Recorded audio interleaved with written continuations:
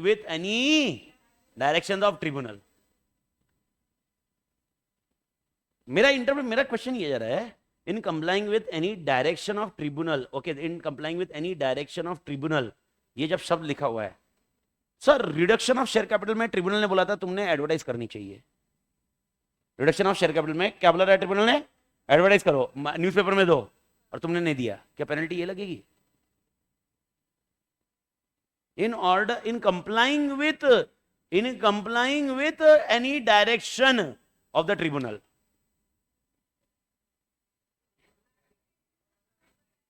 Okay, मेरा question है 96 to 98 बोला है मेरे भाई, ओके, ऊपर दिया 96 to 98, वो छोड़ दे, लेकिन इधर जब लॉ लिखा और लिखा है ना, इधर और लिखा है ना, और लिखा है ना, देखो मेरे को बताओ, अगर 96, 97, 98 हो जाता और लिखा है, और के बाद तो जो येलो किया मैं तो आ ही रहा है ना, तो प्रॉब्लम है ये तो। नहीं समझा तुम समझ रहे हो मेरा? वापस पढ़ो, मेरे को भी नहीं मैं कुछ नहीं, मैं तुम्हें एक कॉन्सेप्ट समझा रहा हूं, interpretation of statute. Interpretation of statute है ये, इंटरप्रिटेशन स्टैचू का एक क्लॉज खत्म कर रहा हूं मैं। इंटरप्रिटेशन ऑफ स्टैचू, ए भाई आज घर पे जाके मेरे को सब लोग का प्रियम्बल पढ़ा होना चाहिए, ओके, वो होना चाहिए, और दो तीन मैं सेक्शन भेजूंगा मैं अभी अभी ब्रेक के बाद मैं लिख रहा हूँ, वो पढ़े होने चाहिए सेक्शंस के पॉइंट, ओके, भले वो लिखने का तुम बाद में करो, जिस दिन अपन रिवीजन करें वो टाइम पे लिखो, चलो मेरे को अवॉइड करो, पर पढ़ा होना चाहिए। और मैं इंटरप्रिटेशन ऑफ स्टैचू का ये कॉन्सेप्ट खत्म कर रहा हूँ, जो मैं समझा रहा हूँ अभी, वो पढ़ा होना चाहिए। मैं लास्ट में, मेरे को इंटरप्रिटेशन और टीजीसी में टाइम पास नहीं चाहिए, वो तुम्हारा पढ़ा, ओके, डन डन डन, वैसे करना है मेरे को, okay, yes.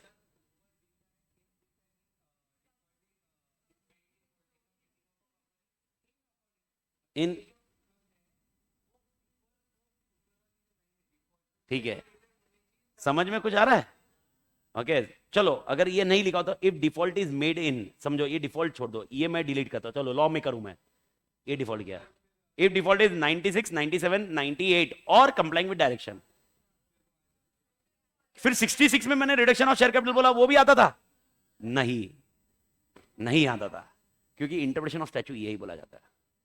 Interpretation of statute का कॉन्सेप्ट क्या है, और शायद आपने फिर फाउंडेशन जिसने पढ़ा उसको आना चाहिए, if you remember, okay, doctrine of ultra vires जब आपने पढ़ा था, रिची रिच का पढ़ा था, ओके, कोल एशबेरी वाला किस्सा, ओके, मैं आपको एक किस्सा याद दिला, I am very interested in that, okay, and मैं वापस बोल रहा हूँ, आपके सिलेबस का पॉइंट है, मैं नॉलेज दे रहा हूँ पर सिलेबस के कंटेक्स्ट में आपको एक फाउंडेशन का एग्जांपल देता हूँ, फाउंडेशन का एग्जांपल देता हूँ, ओके, कुछ नहीं पढ़ा होगा तो मैं आपको एक एग्जांपल बता रहा हूँ फाउंडेशन का। अब शायद मैंने मार्क किया होगा, नहीं मार्क किया होगा, उसमें हाईलाइट करते हैं, एक मिनट है मालिक।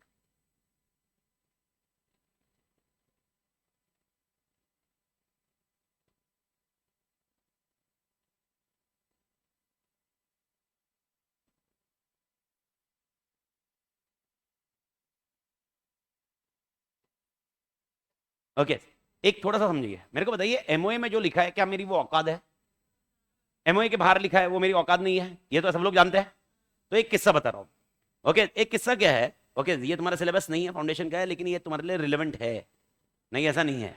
एक किस्सा है कि देखोगे, Ashbury Railway Carriage and Iron Company Limited versus Richie.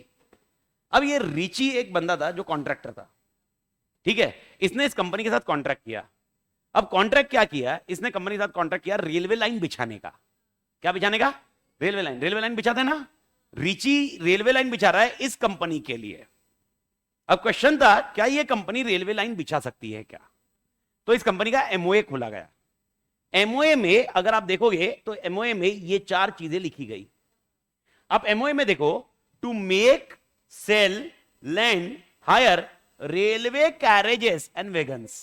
मतलब क्या, जो डब्बे बनते हैं ना, वो डब्बे को ये लोग क्या कर सकते हैं, बना सकते हैं, बेच सकते हैं, लेंड कर सकते हैं हायर पे।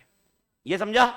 दूसरा, to carry on business of mechanical engineer and general contractor. Okay, mechanical engineer and general contractor, okay, mechanical engineer and general contractor. उसके बाद दिया है टू परचेज, सेल और वर्क माइंस। माइंस मतलब मालूम है ना, कोयले की खान, वैसे खान। टू परचेज और सेल मर्चेंट्स और agents, coal, timber, metal etcetera. इस कंपनी ने रिची को कॉन्ट्रैक्ट दिया। कॉन्ट्रैक्ट क्या दिया? रेलवे लाइन बिछाने का। क्वेश्चन वापस वही आता है, क्या एमओए में वो लिखा होना चाहिए था? क्वेश्चन है कहां पर लिखा हुआ? रेलवे लाइन लिखा हुआ था क्या?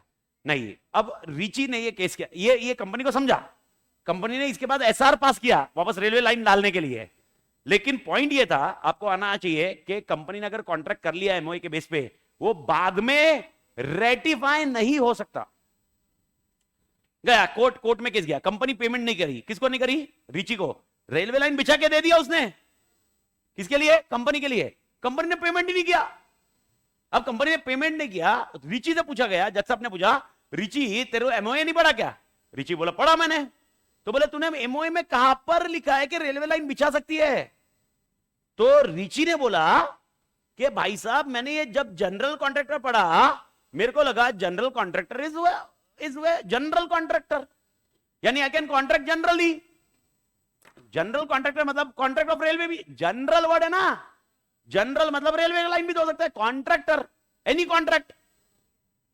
मेरे को मालूम पड़ा पहला वाला तो था नहीं, दूसरा तीसरा वाला नहीं था, चौथा वाला नहीं था, लेकिन अब मैंने जनरल कॉन्ट्रैक्टर के हिसाब से कॉन्ट्रैक्ट कर लिया इसके साथ।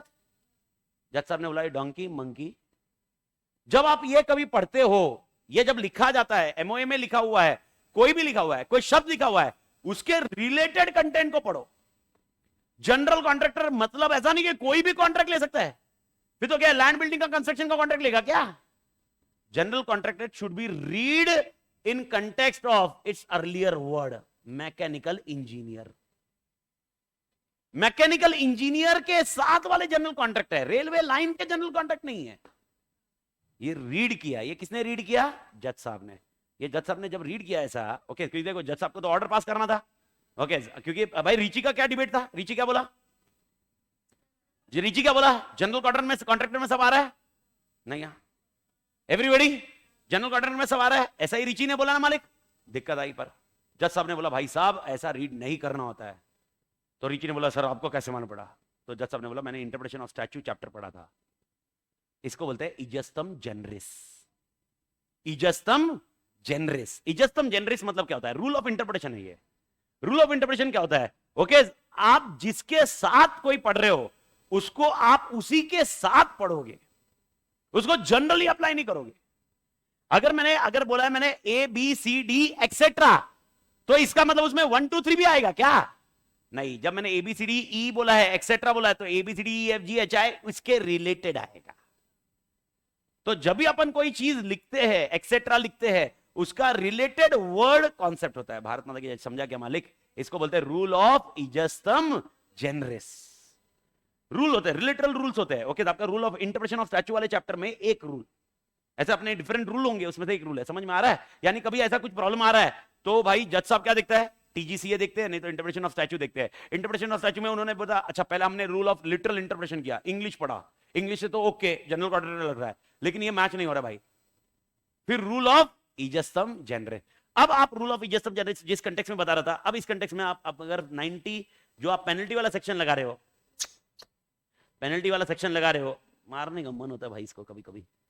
पेनल्टी का सेक्शन लगा रहे हो, अब मेरे को बताओ क्या पेनल्टी का सेक्शन में वो कॉन्सेप्ट बैठेगा क्या? यानी अब मेरे को बताओ, अगर मैं बोल रहा हूं इन complying with any direction of tribunal should go in context with 96, 97, 98, अगर भले ही पहला नहीं लिखा होता तो भी ऐसा ही होता था। नहीं समझा? क्योंकि लॉ मेकर, देखो मैं वापस बोल रहा हूं, आपके दिमाग में ये चीज क्लियर रखो, लॉ मेकर भी इंसान है, उससे मिस हो सकता है। तो ये सब जज साहब ट्रीट कैसे करेगा? तो जज साहब बोलेगा अगर बाई चांस लॉ मेकर ये भूल जाता तो मेरे को बताओ, ये भूल ही जाता लॉ मेकर, सपोज ये भूल जाता लॉ मेकर, अब मेरे को बताओ, अब तो फिर आप जनरली आप क्या पढ़ रहे थे मालूम है? Rule of literal interpretation generally, पर ऐसा नहीं करना है। लॉ मेकर बोलता है, क्या बोलता है? इजस्तम जनरिस। भारत माता की जय। पा गया मालिक?